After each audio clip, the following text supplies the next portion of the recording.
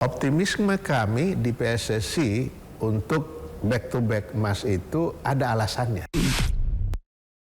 Pembinaan yang ada di dalam federasi ini berjalan dengan baik. Cara melatih juga berbeda ya, berbeda antara pelatih tim nasional dengan pelatih klub. Kita tidak mempersoalkan siapapun, yang penting dia memenuhi kualifikasi dan kita mampu membayar. Itu juga menjadi faktor.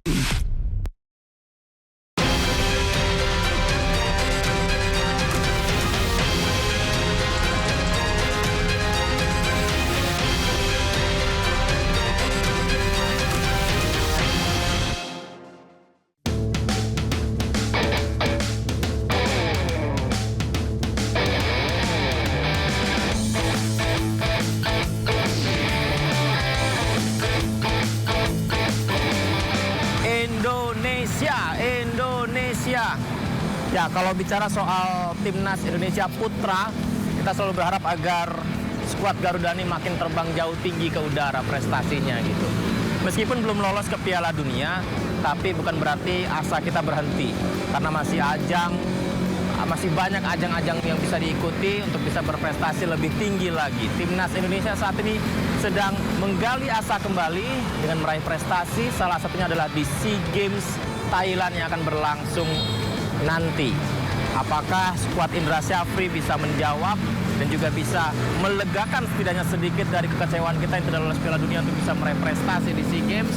Kita doakan bersama-sama dan kita akan berbincang mengenai target timnas Indonesia di SEA Games serta target timnas Indonesia senior di masa mendatang bersama Wakil Ketua Umum PSSI Zainuddin Amali. Jadi ikuti saya.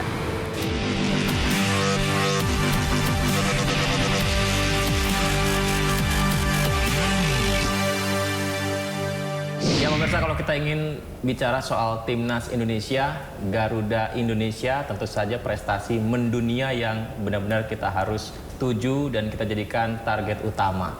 Nah, bicara soal itu, akhirnya saya sudah bersama dengan Wakil Ketua Umum PSSI Zainuddin Amali. Halo Pak Zainuddin, apa kabar Pak? Baik, kabar baik. Terima kasih banyak loh Pak, kita udah disambut di sini sebagai tamu ini Pak. Pak Zainuddin, ini sebentar lagi SEA Games Pak. Ya. Skuad Garuda kita di bawah Coach Indra Syafri, tentu saja meramu tim yang sangat baik ya. Lawan Mali kita juga sempat kalah, tapi bisa bangkit perlahan-lahan dan dengan skuad yang ada sekarang, nampaknya emas di depan mata sebenarnya Pak. Kita back to back juara itu sangat mungkin. Tapi mengenai target yang disampaikan Menpora Perak, koreksi saya kalau salah ya Pak. Ini juga menjadi pertanyaan masyarakat. Sebenarnya target timnas kita di SEA Games apa Pak? Ya, jadi target itu ada target internal cabur atau federasi kalau di kita, dan kemudian ada targetnya pemerintah. Oke. Cabur pasti ingin yang maksimal. Apalagi kita sepak bola putra itu di Kamboja SEA Games yang lalu kita emas. Maka pasti kami di federasi menyampaikan bahwa target kita emas. Dan itu saya cek ke pelatih ya, tim pelatih, kemudian anak-anak, sampai saat terakhir mereka latihan di Stadion Madia. Kalian yakin emas? Yakin. Itu saya masih konfirmasi sekali lagi. Nah, kalau dilihat kenapa pemerintah atau dalam hal ini Kemenpora menetapkan untuk sepak bola putra itu perak, maka tentu itu hasil kajian internal dari Kemenpora. Sejak saya masih Menpora, ketika itu saya bentuk tim review namanya. Terdiri dari akademisi, praktisi, perwakilan KONI, perwakilan KOI. Mereka lah yang melihat, mereview semua usulan cabur-cabur. Pasti cabur menyampaikan target yang maksimal. Akhirnya direview, kemudian oleh Kemenpora ditetapkan target pemerintah untuk peringkat berapa itu berapa. Kalau yang sekarang ini kalau saya tidak salah tetap mempertahankan peringkat 3 SEA Games minimal dengan target 80 medali emas. Ya, tetapi informasi yang saya dapat usulan dari cabur itu sekitar 130-an perolehan emasnya. Itu. Jadi tidak ada yang salah. Federasi benar mentargetkan maksimal, Kemenpora juga tidak salah. Berdasarkan kajian internal di Kemenpora. Iya, internal mereka. Gitu. Nah, sebelum Coach Indra Sapri memegang tim ini, saya tentu sempat berdialog dengan Pak Indra Sapri. Saya sampaikan, Coach segini gimana targetnya? Beliau sampaikan, saya yakin emas Pak Waketum, dengan catatan ini pemain ini bisa, pemain ini bisa, pemain ini bisa, pemain ini bisa. Makanya kenapa kita uji cobakan waktu itu dengan India. Oke.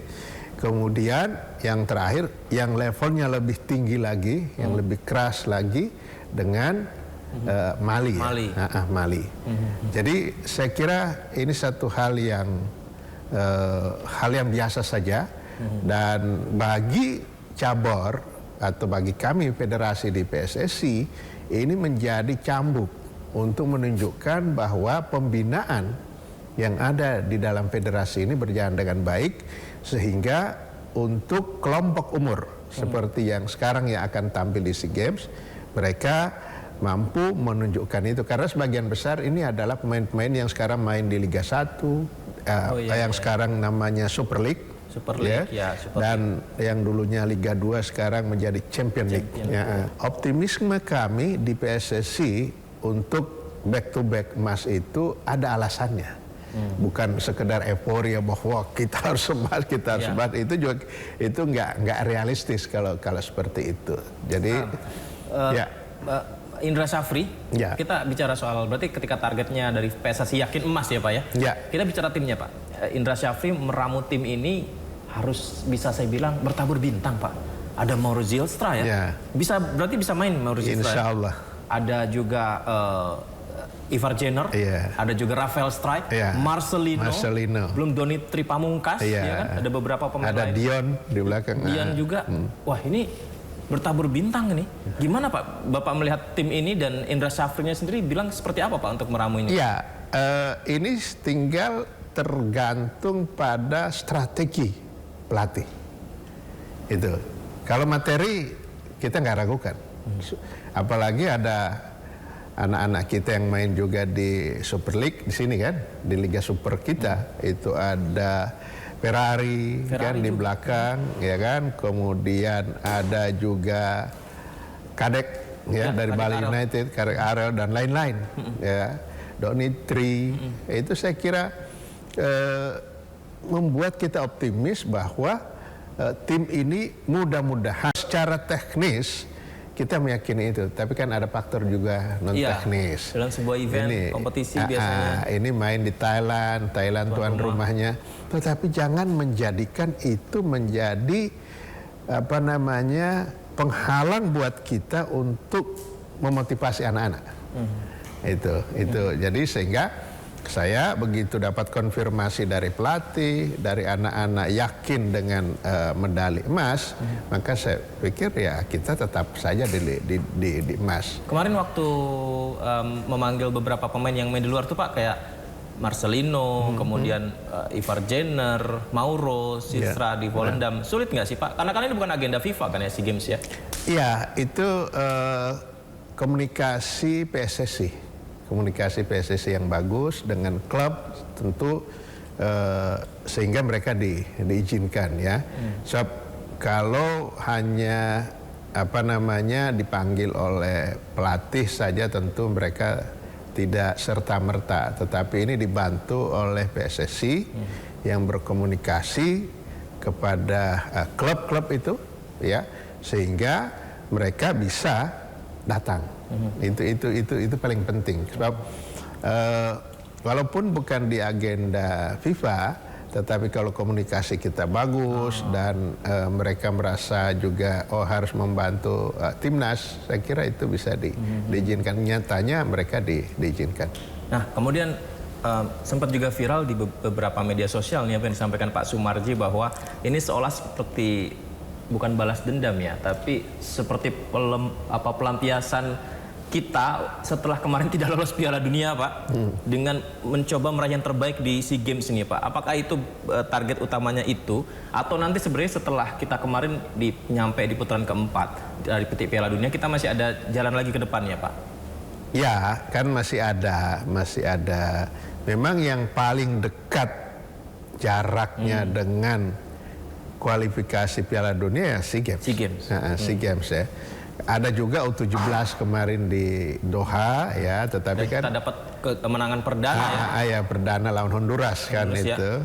Ya. Itu juga, tetapi mungkin kalau ininya usia dua-dua itu kan lebih dekat dengan senior. Apalagi mereka juga ada beberapa yang sudah main di senior kan, yang sekarang tampil di SEA Games ini. Kalau U17 kan masih murni under 17 mereka. Jadi kita usahakan supaya semua senior U23 atau U22 sekarang, kemudian U20, U17 itu semua bisa saling mendukung, karena ada beberapa pemain yang masih bisa main di beberapa itu kan, main di U20, U23, bahkan di senior kan gitu ya, walaupun dia bukan pemain utama. Jadi saya kira pembinaan yang kita lakukan harus begitu. Jadi begitu seniornya selesai, ya mungkin usia, cedera, kan kita nggak ada yang bisa tahu itu kan. Nah, sudah ada pelapis yang bisa diinikan, bahkan kita mentargetkan itu harus ada jenjangnya yang ada. Bahkan waktu itu Pak Erik Ketua Umum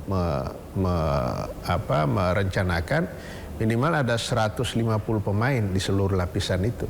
Nah, ya artinya waktu itu sudah dihitung untuk memberikan keyakinan bahwa kita tidak akan kehilangan, sehingga hitungan 150 yang diumumkan oleh Pak Erik itu sebagai Ketua Umum, itu adalah hitung-hitungan beberapa kali lipat lah. Di senior berapa kali, kan pemain 11. Nah 11 kali berapa, yang lapis berapa, 11 kali berapa gitu loh. Sehingga angka total itu sekitar 150-an. Kalau kita menyentuh ke usia dini kita ya Pak ya, potensinya itu gede banget Pak. Selalu luar biasa ya anak-anak muda Indonesia ini sepak bolanya gitu. Tapi terkadang pas ke senior hilang Pak. Ya, itu juga menjadi pertanyaan kita ya. Pertanyaan kita, bagus di saat junior ya, begitu senior mereka langsung hilang ya. Saya beri contoh dari mereka yang ikut Piala Dunia U17 tahun 2023. Ketika kita menjadi tuan rumah, itu hanya beberapa yang masuk ke level berikutnya. Yang lain hilang, yang lain ada tapi menurun gitu ya. Sehingga ya memang begitulah pembinaan, sehingga lapisannya ini harus diperkuat, jadi makin banyak ya pelapisnya makin bagus. Tetapi kalau dia tipis, itu mengkhawatirkan. Begitu dia cedera, begitu tidak ada izin dari klub dan lain sebagainya, itu akan membuat lemah di posisi itu. Saya nggak tahu, tapi kadang juga ini juga ya Pak ya, ketika sudah dibentuk dengan sangat baik di pelatnas, kemudian lepas dari klub, nah di situ pengawasannya kan udah bukan dari federasi lagi Pak ya, sudah dilepas ke klub ya. Ya, terkadang juga cara melatih juga berbeda ya, berbeda antara pelatih tim nasional dengan pelatih klub tentu berbeda, sehingga ini dibutuhkan memadukan antara kebutuhan tim nasional dan mereka pada saat di klub. Disitulah diperlukan direktur teknik, direktur teknik yang bisa memadukan, membuat supaya klub juga tidak kehilangan pemainnya, tetapi timnas tidak kekurangan pemainnya. Di situ kemampuan direktur teknik yang sangat dibutuhkan. Ya. Kita balik lagi ke SEA Games. Ini bicara SEA Games berarti Thailand tuan rumah. Kemudian ya Vietnam, Singapura, Malaysia, Kamboja tidak masuk Pak ya? Kamboja tidak, karena mungkin ada apa yang terjadi dalam negeri, tiba-tiba mereka memutuskan untuk tidak. Tapi saya dapat informasi untuk cabang olahraga yang lainnya sih masih konfirmasi ikut ya. Saya nggak tahu nanti kan ikutnya yang mana atau tidak ikuti pada saat pembukaan itu akan ketahuan berapa. Ya meskipun Kamboja bukanlah satu kekuatan yang besar sekali di Asia Tenggara, tapi kadang mereka menyulitkan juga Pak ya. Tapi dengan tidak adanya Kamboja di SEA Games ini Pak, kans kita seperti apa Pak? Lawan kita Thailand, Vietnam masih berat? Ya yang penting kita lolos di fase grup dulu ya kan. Tanggal 8 kita udah ketemu dengan Filipina. Filipina ya? Filipina, kemudian tanggal 11 lawan berikutnya, kalau itu lolos berarti nanti kita ke semifinal. Nah, kita berharap sampai dengan final dan emas. Ya amin, amin ya rabbal alamin. Karena namanya kompetisi Pak. Kalau waktu kita juara sama Coach Indra Syafri itu juga kan pas lawan Vietnam tuh drama terjadi. Terus pas final lawan Thailandnya juga berantem. Iya, betul. Itu juga mengantisipasi itu Pak, gimana Pak? Dengan drama yang mungkin akan terjadi supaya emas ini tetap aman digenggam. Ya, hal-hal yang non teknis, yang di luar urusan sepak bola teknikal itu tugasnya manajer. Disitulah manajer Pak Sumarji. Karena beliau yang sudah pengalaman ya membawa tim ini di Kamboja 2 tahun yang lalu, sehingga PSSI masih mempercayakan Pak Sumarji.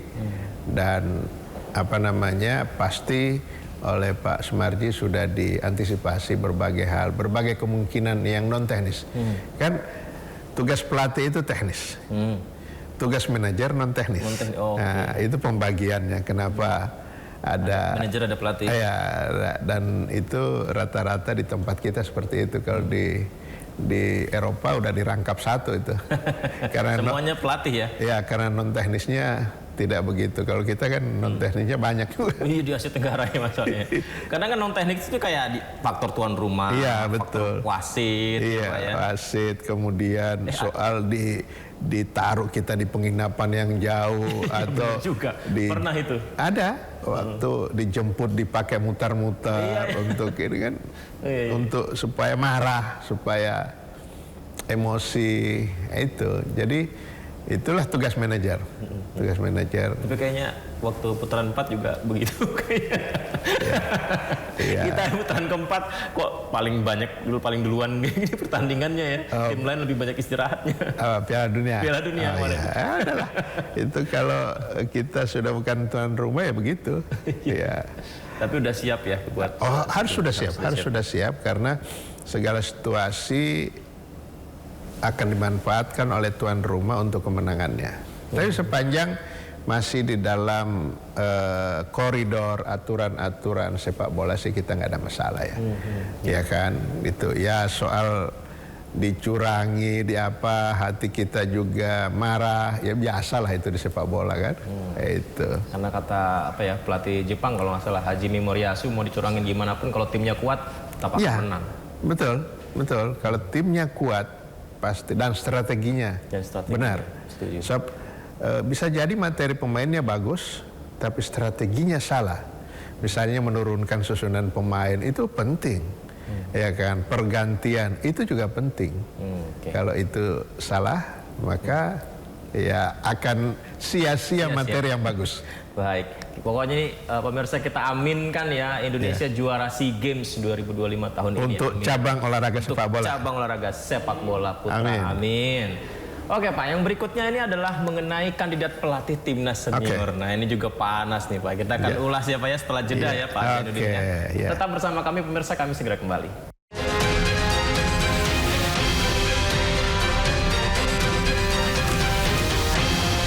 Terima kasih masih bersama kami pemirsa. Kayak sial yang saya pakai ini ya, Indonesia, Garuda Indonesia. Nah ini kalau bicara soal timnas, ini yang benar-benar kita harapkan bisa terbang tinggi dan membawa Indonesia ini berprestasi di sepak bola. Gitu Pak Zainuddin Amali masih bersama Pak Wakil Ketua Umum PSSI. Saya bukan putus cinta, tapi kerasa sakitnya sampai sekarang masih ada tuh Pak, putaran keempat. Dia di luar faktor non teknis sih Pak ya. Tapi apa ya, mungkin ini adalah satu-satunya sepanjang hidup saya, tinggal dikit lagi, tinggal mungkin 180 menit kita ke Piala Dunia gitu Pak. Oke. Gimana sih Pak dari PSSI sendiri Pak? Artinya yang di luar kami saja begitu sakitnya, apalagi kami yang dalam federasi. Pasti lebih. Lebih sakit. Iya, lebih sakit lagi karena kan kita sudah mempersiapkan semuanya, sudah antisipasi ini akan ini. Tapi ya itulah sepak bola. Itulah sepak bola yang tidak kita bisa hitung secara matematis. Ya kan? Jadi ya mungkin kita harus bersabar untuk menunggu kesempatan lain lagi.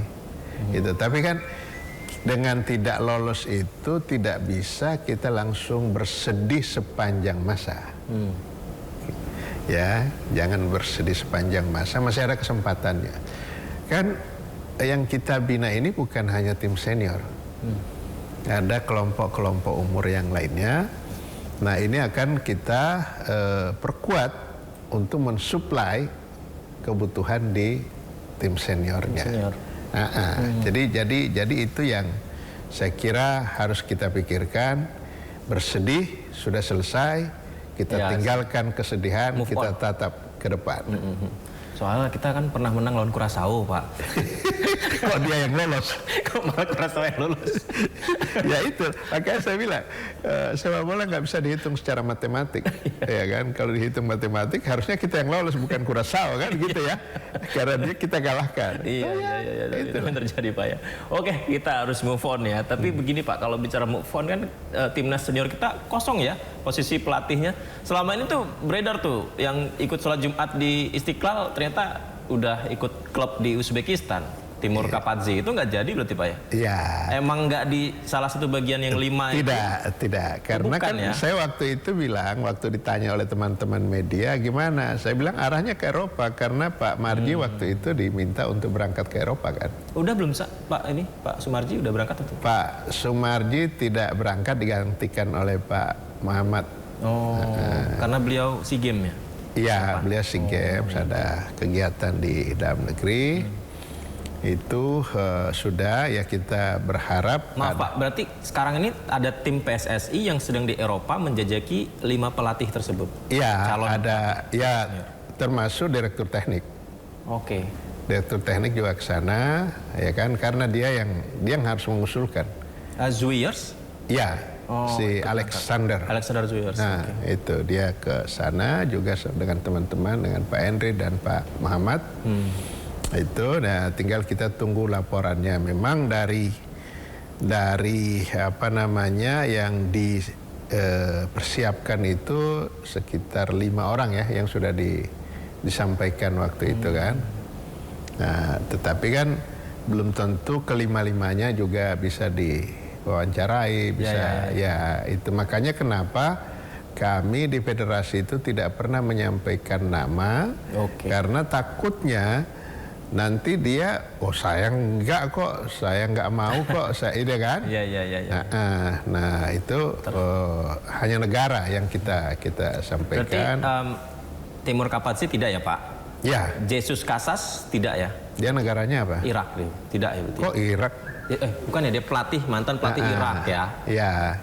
Tapi pokoknya kan ada Belanda, ada Kanada atau Inggris dia lahir di Inggris ya, yang pelatih Kanada ya. Gitu. Nah itu kemudian ada Irlandia yang itu? Ada yang Irlandia? Islandia. Bukan Irlandia. Islandia. Kemudian ada Spanyol. Oke. Gitu. Wah, Van Bronckhorst. Ya terserah. Rame juga tuh. Udah sama ini kan, Liverpool dia. Iya, jadi ya kita lihatlah. Bagi kita yang penting dia memenuhi kualifikasi. Ya kan, kita tidak mempersoalkan siapapun. Yang penting dia memenuhi kualifikasi dan kita mampu membayar. Itu juga menjadi faktor. Jangan sampai sudah bagus, tetapi kita tidak punya kemampuan. Kan kita sekarang ini memang dari sisi pendanaan kan kita juga masih harus menyelesaikan urusan dengan Sintayong, harus menyelesaikan dengan Patrick Kluivert, kan lumayan itu untuk harus kita kewajiban kita karena itu dalam kontrak. Nggak bisa kita berhentikan begitu saja kemudian kita tidak bayar sisa ininya. Nah, di tengah-tengah begitu kita akan mendapatkan lagi pelatih. Makanya saya bilang salah satu pertimbangannya adalah soal pembiayaannya. Itu kita mau yang bagus, ya silahkan.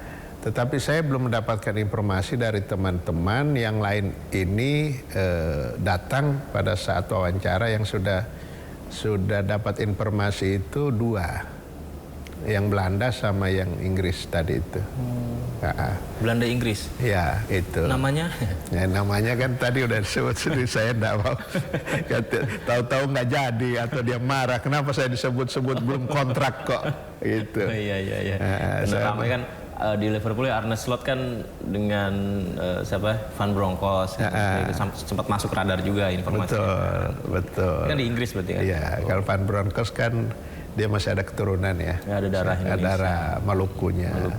Iya kita yang kita pakai ukuran lah kriteria kan. Dia mampu menangani tim yang isinya harus dia sudah tahu gitu ya. Kemudian juga memahami tentang budaya kita, tentang filosofi sepak bola Indonesia, kan itu harus dipahami karena sebagian pemainnya itu diambil dari klub-klub yang bertanding di Eropa, ya? Super League sama yang Pegadaian itu. Jadi saya kira banyak kriteria yang kita tetapkan. Tetapi nanti menurut saya siapapun yang sudah dinominasikan dia tetap harus diputuskan melalui rapat Esko PSSI karena itu statuta. Oke, baik. Berarti prosesnya itu adalah 5 ini masuk nih ketika salah satunya paling menonjol di antara 5 ini dinominasikan ya. Ini berarti masuk di Esko. Ya, dalam bentuk tidak satu misalnya. Kita juga masih terbuka untuk bisa mewawancarai sama dengan prosesnya Sintayong waktu itu kan. Saya berkali-kali saya sampaikan Sintayong itu diwawancarai oleh Esko, kemudian Luis Mia itu, kemudian rapat Esko lagi mereka memutuskan bahwa Sintayong yang cocok untuk persiapan U20. Di Filipina kalau nggak salah Pak ya? Si Luis Milla. Ya Luis Milla dan Sintayong. Sintayong di Kuala Lumpur kalau nggak salah, di tempat yang berbeda. Karena kebutuhan kita waktu itu untuk menangani U20. Kita persiapan untuk menjadi tuan rumah Piala Dunia U20 Under 20 kan waktu itu yang batal itu. Jadi kebutuhannya begitu. Kalau sekarang kan kebutuhan untuk tim senior kan tentu berbeda. Walaupun kita Piala Dunia masih jauh kan, 2030 masih belum sekarang. Tetapi kan ada turnamen atau kejuaraan yang harus kita ikuti, misalnya di Asia. Apalagi kalau ASEAN FIFA itu jadi, kan FIFA ya? Series. FIFA Series yang ASEAN itu kan? Yang ASEAN Championship itu ya? Iya, itu kan. Kalau itu jadi berarti kan itu masuk dalam rangkaian FIFA Matchday. Itu ini ya Pak ya? Kayak AFF ya, tapi bukan AFF ya Pak? Bukan, ini langsung FIFA. Langsung FIFA ya? Berarti itu agenda FIFA tapi untuk Asia Tenggara? Iya, Asia Tenggara. Kan itu sudah di-announce oleh Presiden FIFA ya. Gianni Infantino. Terus ada juga FIFA Series juga ada nanti ya tahun depan tuh ya? Ada juga ya? Saya nggak tahu, saya belum bisa membedakan ininya. Tapi kebutuhan untuk tim senior itu ada. Udah paling minimal adalah kebutuhan kita setiap FIFA Matchday. Itu FIFA Matchday. Yang lain, yang kemarin kan kita lewat. Iya. Ya, bulan November kita kelewatan karena nggak ada pelatih kan. Nah, ini akan berpengaruh pada ranking kita.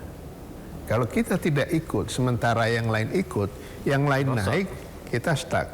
Kita pernah mengalami. Kenapa sampai melorot jauh ranking FIFA kita? Karena kita pernah tidak ikut lama waktu konflik. Waktu dualisme? Ya. Dulu? Betul.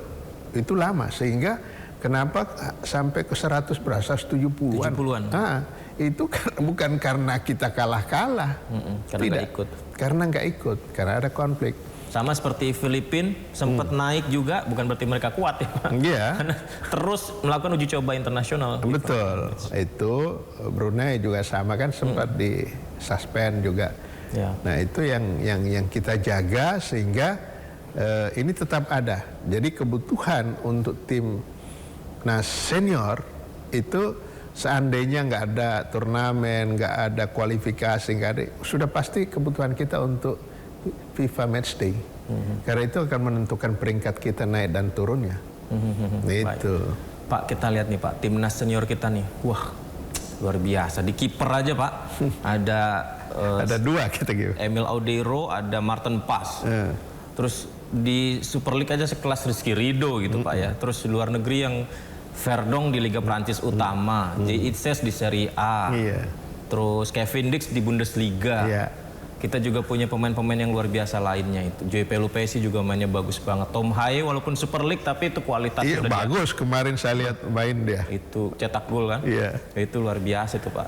Ini apalagi kalau 2030 ya Piala Dunia. Sebenarnya usia mereka juga nggak tua-tua banget ya Pak ya Mas? Masih ada. Mungkin Tom aja kali ya. Iya Tom Haye mungkin ya. Tapi itu pun ya Ronaldo juga masih main di Portugal ya Pak ya. Asal dia bisa menjaga kondisinya. Wah ini kalau tim ini dibangun dengan baik dengan pelatih dan juga yang baik itu wah, luar biasa ini tim Pak. Betul, kita artinya, tapi itu catatannya saya sudah sampaikan tadi, materi bagus, tapi kalau taktik dan strateginya pelatih tidak cocok, tidak bagus, nggak ini.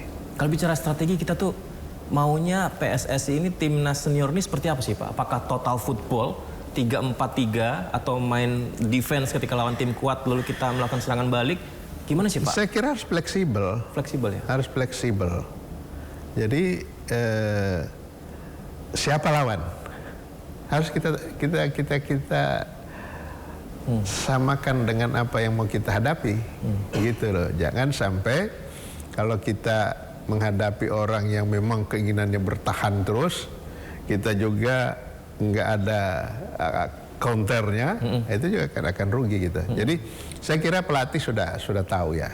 Jadi tidak stagnan di satu cara tertentu. Bahkan kemarin waktu lawan Mali kan si Ivar Jenner sendiri yang menyampaikan kami merubah beberapa taktik pada saat pertandingan itu. Jadi buat pelatih-pelatih yang apalagi kelas dunia, dia akan merubah dalam perjalanan. Ya kan? Dari 4-4-3 menjadi 4-3-3 menjadi 3-4-3, itu satu hal yang biasa. Tapi Pak Zainuddin setuju nggak sih Pak 3-4-3 cocok di timnas Pak? Kalau saya ngobrol dengan teman-teman sih mereka senangnya begitu. Terutama dengan pemain belakang ya. Pemain belakang itu saya tanya ya, saya iseng-iseng aja, saya tanya kalian. Ya kami senangnya 3 back Pak, 3 back. Sehingga jelas areanya, tidak saling mengharap gitu. Itu kata mereka, kan kita nggak tahu kalau pelatih melihat bahwa lawan kamu ini harus kamu hadapi dengan berapa. Nah itu ya. Kalau tim kelas dunia tuh para pemainnya kelas dunia perlu pelatih kelas dunia juga nggak sih Pak? Atau sebenarnya asal diramu dengan baik, masing-masing pemain sudah tahu posisinya ini masing-masing, jadi pelatih lokal pun bisa. Biasanya kewibawaan pelatih itu penting. Gitu. Jadi pemain-pemain yang sudah main di level dunia, mereka akan lihat dia dilatih oleh siapa, ya kan? Sehingga begitu ngasih instruksi diikuti. Saya dengar ini ya, saya dengar dari anak-anak yang terutama yang bekas-bekas pemain, dia bilang kalau kami dilatih oleh yang kami pandang, ini nggak ada pengalamannya, kami nggak ngikutin apa yang dia ini, kami lebih tahu. Nah disitulah pentingnya kewibawaan pelatih dengan kemampuan taktik dan strateginya, ya, yang sudah punya nama dan lain sebagainya, sehingga mereka akan ikuti karena orang ini akan menyampaikan tentang pengalamannya. Itu di situ itu. Pelatihnya harus bicara bahasa tertentu nggak Pak? Bahasa Belanda, bahasa Inggris? Saya kira enggak lah ya, tetapi akan lebih baik bisa berkomunikasi secara lancar ya. Itu kalau ya sedikit-sedikit lah dia bisa itu. Kan banyak pelatih-pelatih yang lainnya juga dia, yang misalnya dia berbasis bahasa Spanyol, dia tetap bahasa Spanyol, bahasa apa namanya Itali, dia bahasa Itali, kan gitu ya. Itu. Jadi itu diperlukan, tetapi bukan satu hal yang harus ini kan, apalagi ya, tapi paling tidak dia paham bahasa Inggris. Ya. Nah, karena itu kan bahasa universal. Berarti yang 5 tadi Eropa ya Pak? Eropa semua. Tidak ada, apakah ini ada tenggat waktunya sampai kapan begitu akan diumumkan? Atau? Ya, kita berharap pada saat kita main di Maret nanti kita sudah ada pelatih. Oh, Maret nanti. Iya kan? Kan udah November udah lewat, kita nggak ikutin. Pas FIFA Matchday berarti? Iya, FIFA Matchday. Minimal itu. Kan kita belum tahu nih ada kejuaraan-kejuaraan apa yang di... Enggak ini Pak, mempertimbangkan Asia juga misalnya? Enggak ya Pak? Eropa yang dari PSSI itu ya? Iya, karena ya kita Jepang, Korea Selatan, nyentil-nyentil ya? Ya karena mungkin pertimbangannya itu sekarang ini lebih banyak anak-anak yang main di Eropa ya. Diaspora ya kan? kita ya? Iya, diaspora kita kan sekarang lebih dominan kan gitu. Oke. Nah, itu. Baik, salah satu juga yang kita highlight adalah pembinaan usia muda kita Pak. Pembinaan usia muda juga tidak boleh kita pandang sebelah mata. Nah, bagaimana PSSI menyiapkan ini? Karena ini adalah generasi emas Indonesia di sepak bola Pak. Kita bahas setelah jeda ya Pak ya? Setelah jeda, pemirsa tetap bersama kami. Kami segera kembali.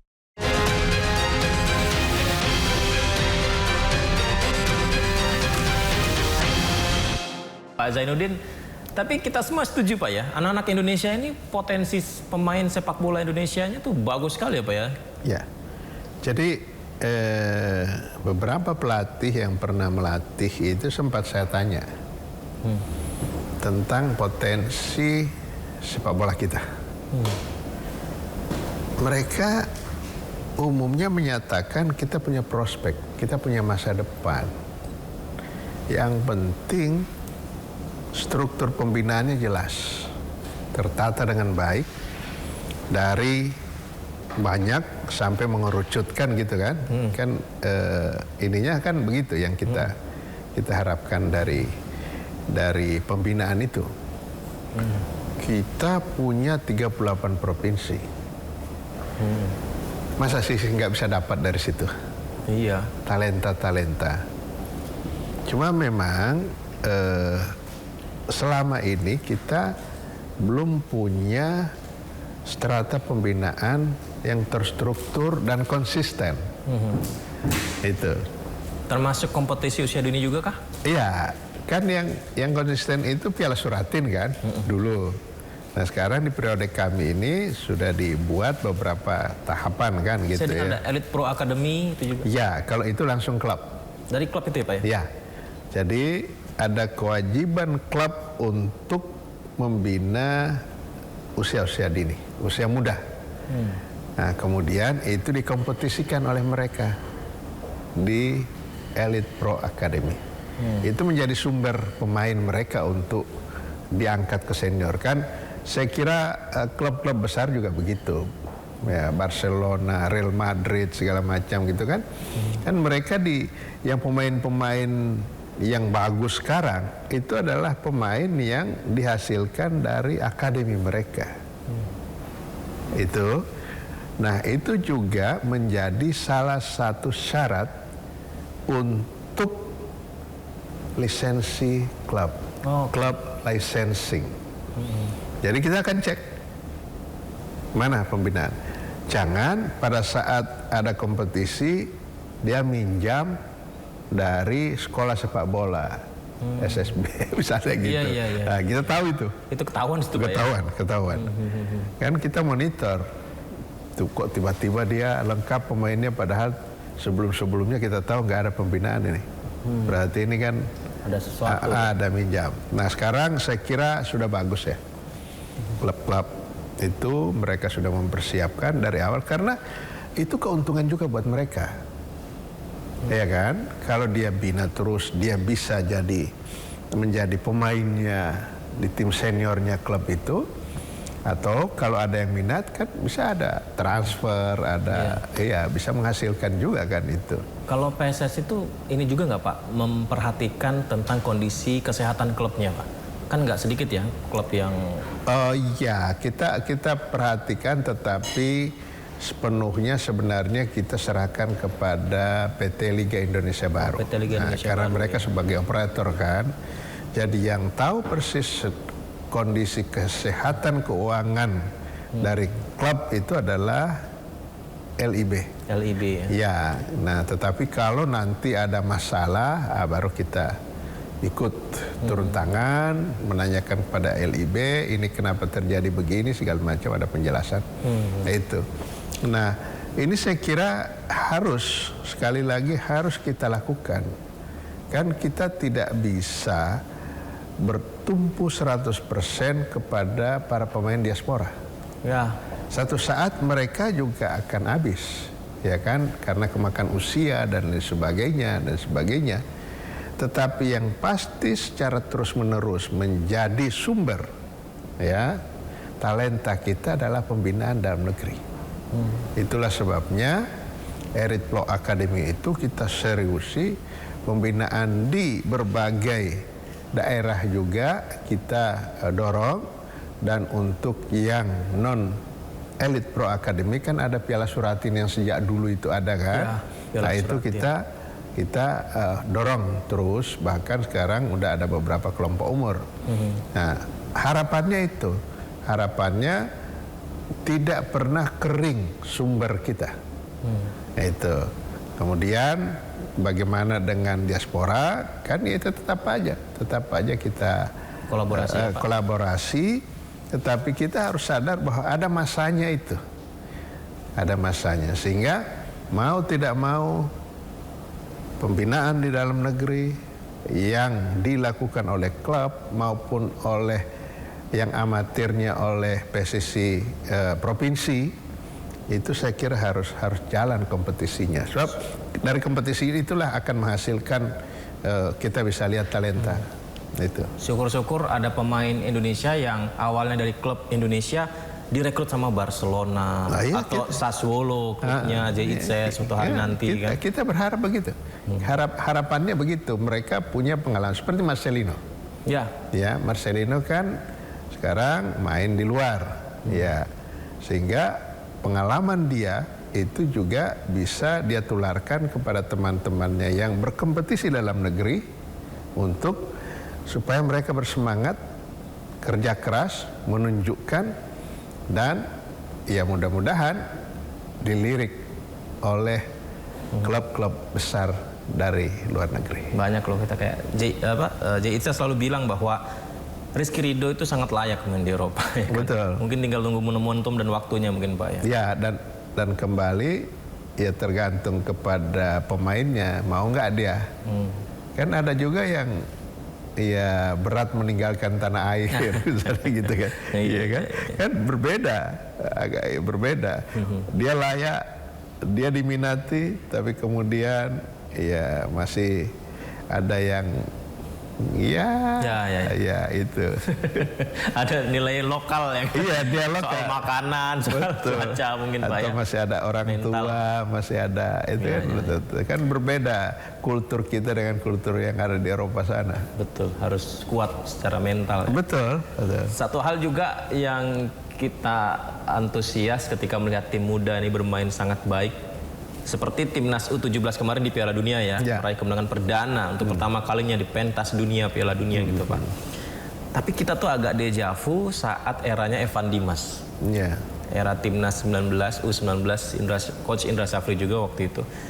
Bahkan sekarang pun Evan Dimas di usia yang muda pensiun dini gitu Pak. Dan beberapa nama di era itu pun mungkin tidak banyak sudah kita dengar ya, sudah nggak lagi bersama timnas gitu dan juga tidak terdengar lagi. Gimana Pak ini caranya untuk menjaga bahwa tim usia muda ini tetap bisa beregenerasi dengan baik, di timnas U20 ada, timnas U23 sampai ke seniornya. Nah, ini menjaganya ini gimana Pak? Ya, kami dari federasi tentu menyiapkan berbagai hal untuk bisa menjaga itu ya. tetapi yang paling utama terpulang dari pemainnya sendiri. Saya beri contoh tadi, kita ikut Piala Dunia 2023 U17.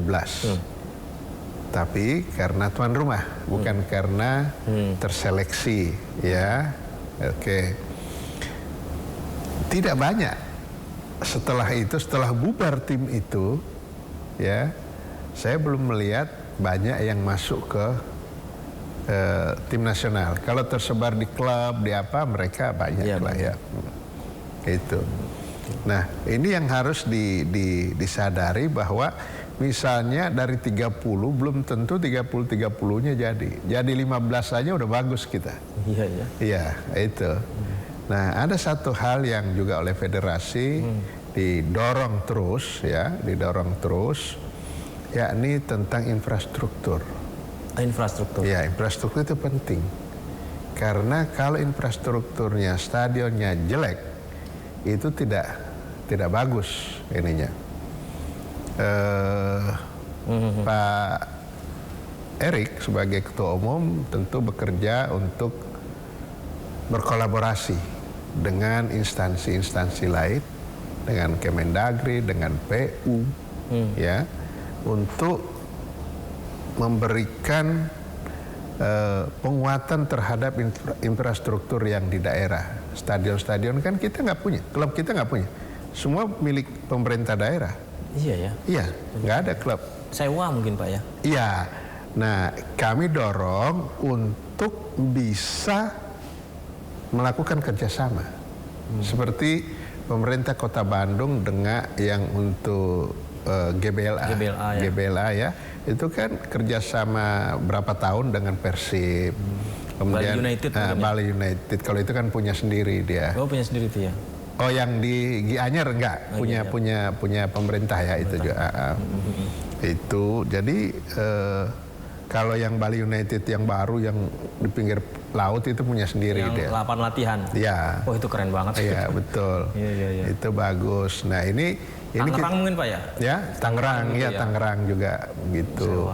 Nah, jadi bukan sewa tetapi kerjasama jangka waktu tertentu. Jadi kalau ada yang nyewa, nyewanya ke klub.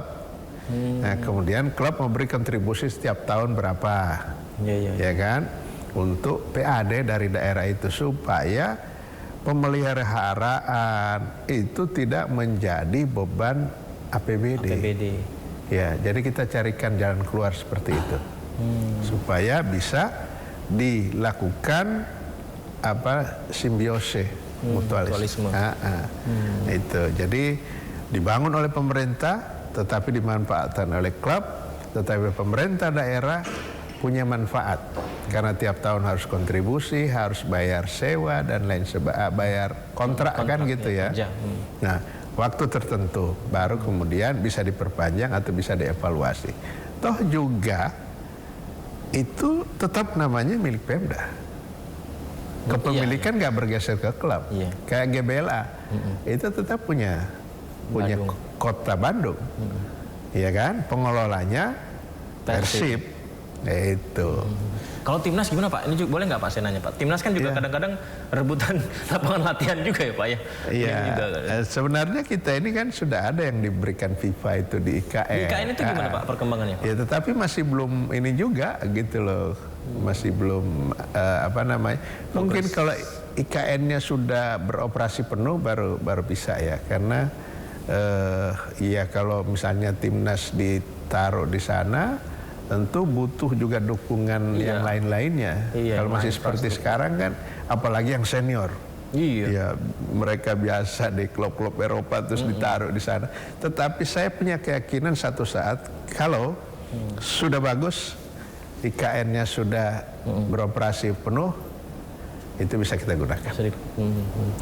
Baik Pak, banyak saya pengen ngobrol sama Pak Zainuddin Amali ini, tapi sayang waktu terbatas ya Pak ya. Jangka waktu kita nih untuk 1 tahun ke depan, 2 tahun ke depan, 3 tahun ke depan, gimana Pak target? Kemarin tuh sempat viral ini loh Pak, groundbreaking perencanaan PSSI ke depan itu tuh gimana, ya Pak? Saya sih belum melihat itu karena itu memang harus dihasilkan dari Esko ya menurut saya. Mungkin itu saya anggap masih catatan-catatannya Alex saja. Ya, karena Tapi udah kesebar duluan. ya, kalau roadmap itu saya kira tidak seringkas itu. Ya. Saya kan pernah buat blueprint olahraga. Ya, DBON waktu saya menteri. Menpora. Ya kan, desain besar olahraga nasional itu setahun. Dan itu saya seminarkan, ada lokakarya, saya keliling daerah, pandangan pemerintah daerah, pandangan kampus, semua. Gitu. Nah, yang beredar mungkin catatannya Alex saja kan, karena itu belum resmi dibicarakan di Esko juga sih. Jadi kalau untuk timnas senior Indonesia gimana Pak? Kalau saya boleh usul Pak, juara Piala Asia, lolos Piala Dunia. Amin. Saya kira Asia dan ASEAN dulu. Kalau saya pribadi, ya kalau untuk juara mungkin masih belum kita. Di Asia ya tingkat Iya Asia. di Asia ya kita masuk 5 besar, 6 besar. Kan udah pasti Korea. Iya. Ada Jepang. Iya. Ada Australia. Iya Kan. Kemudian salah satu dari negara Arab itu ada pasti Iran yang biasanya kan Iran itu ya. Keren. Iya dan Uzbekistan. Uzbek lolos Piala Dunia lagi. Iya. Dan pembinaannya dari cerita yang saya dapat itu luar biasa. Iya. Itu jadi, bukan murni karena Timur Kapadze ya Pak ya, emang pembinaan usia mudanya. Memang visinya yang saya dengar, visi Timur Kapadze itu membangun sepak bola. Itu makanya dia pegang dari umur usia 19 kalau nggak salah. Dia ikutkan kompetisi di dalam negeri, misalnya di Liga 2 kita ya. Di Champions League gitu kan. Kalau di sananya nggak tahu apa namanya. Ya, tapi itu terus. Jadi Uzbek nggak boleh dipandang remeh. Jadi Korea, Jepang, Australia udah pasti itu kan. Kemudian ada tambahan dari negara-negara Arab ini 2 taruhlah gitu kan. Dan Uzbekistan. Dan ada Uzbek, kita. Ya kita maksud saya sudah berada di level itu kita udah bagus. Kan untuk lolos Piala Dunia lain lagi ceritanya kan nggak satu grup itu. Iya benar. Merinding saya Pak dengarnya Pak, karena wah kemarin tuh kalau lolos Piala Dunia, waduh mungkin tumpah ruah, nggak ngeliat ekonomi, nggak ngeliat dari pejabat, kalangan pekerja, dari semuanya ngumpul bersama. Sepak bola itu pemersatu bangsa Pak. Betul. Mungkin hasil survei sekitar 73% atau 75% orang Indonesia senang sepak bola. Dan dari sepak bola memunculkan harapan. Dengan kondisi sesulit apapun Indonesia, kita bisa tertawa bersama Pak ketika Indonesia menang timnasnya Pak. Kita harapkan. Pak Zainuddin, terima kasih banyak ya Pak ya. Doa kita bersama semoga timnas Indonesia dan PSSI sejahtera, siapapun pelatih yang dipilih, semoga itu adalah pelatih yang tepat untuk membawa Indonesia lebih berprestasi di sepak bolanya Pak. Sekali lagi terima kasih banyak Pak. Terima kasih. Tadi pemirsa, perbincangan kita bersama dengan Wakil Ketua Umum PSSI Zainuddin Amali. Terima kasih sudah menyaksikan. Sekali lagi kita doakan sepak bola Indonesia makin maju ke depannya. Sampai jumpa.